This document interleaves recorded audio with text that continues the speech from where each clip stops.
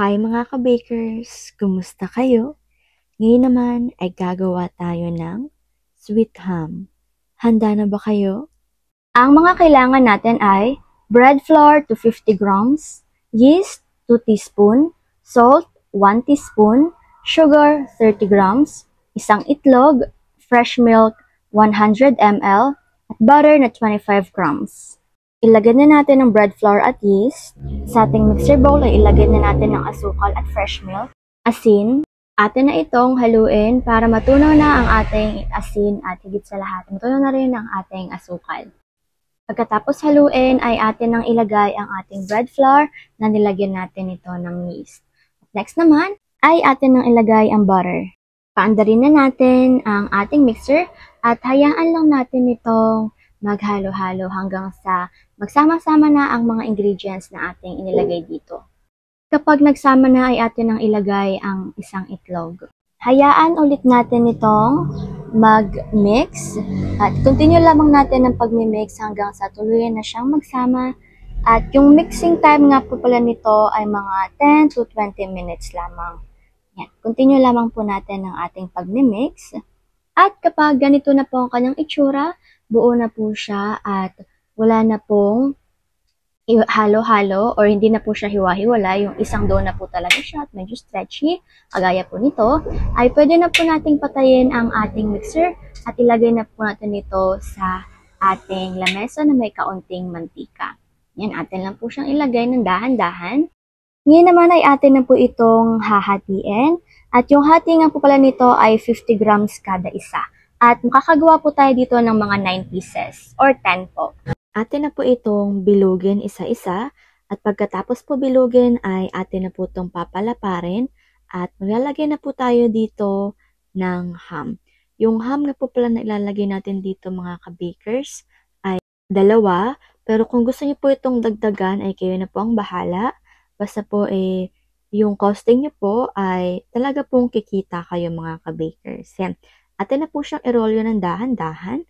At pagkatapos po atin itong irolyo ay magpapahaba po ulit tayo. Atin lang po siyang nalagay sa tabi. At same process lang din po mga ka-bakers hanggang po sa matapos na po tayo sa paglalagay ng ham. Ayan, eto na po ang itsura ng ating sweet ham na napakaganda na. Ngayon naman ay kukuha tayo ng ating cutter or ng ating kutsilyo at atin itong tutupiin. Yan. Pagkatapos ay ang gitna lamang po ang ating hihiwain dito. Okay? Atin po siyang tupiin. Yan. At hiwain natin ng dahan-dahan. At atin na po siyang ilagay.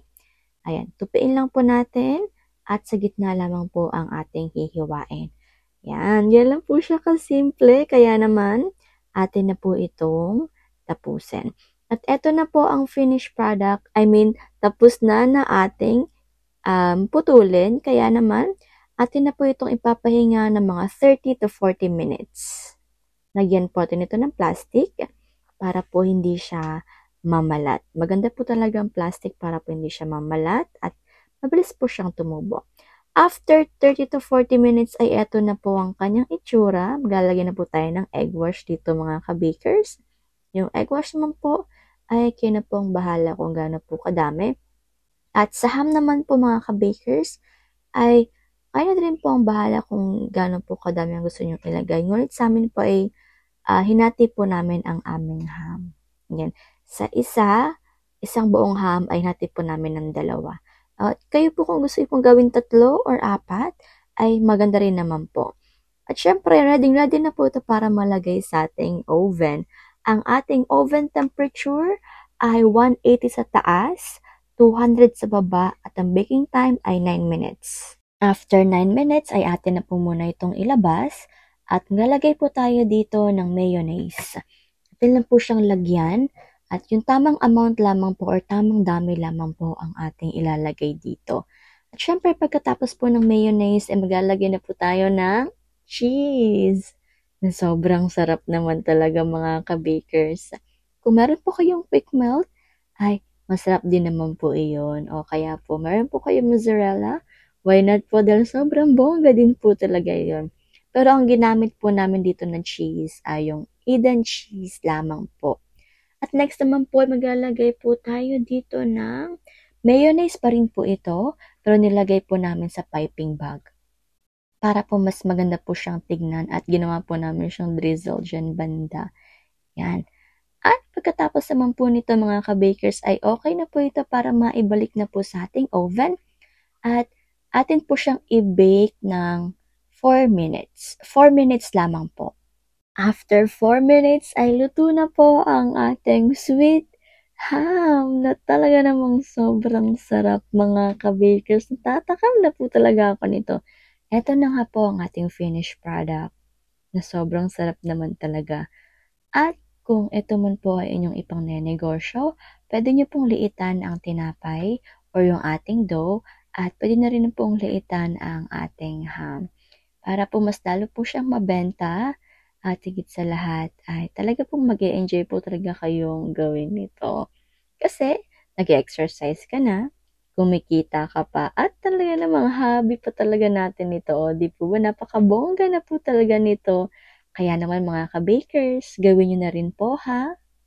Ito na po ang ating food for the soul ngayon. Mga Hebreo 1:3-4. Siya ang nag-iingat sa lahat ng bagay sa pamamagitan ng kanyang makapangyarihang salita. Pagkatapos niyang linisin tayo sa ating mga kasalanan, siya'y umupo sa kanan ng makapangyarihang Diyos doon sa langit. Amen? Kaya naman, hanggang dito na lang po muna ako. Paalam muna. Take care. At higit sa lahat ay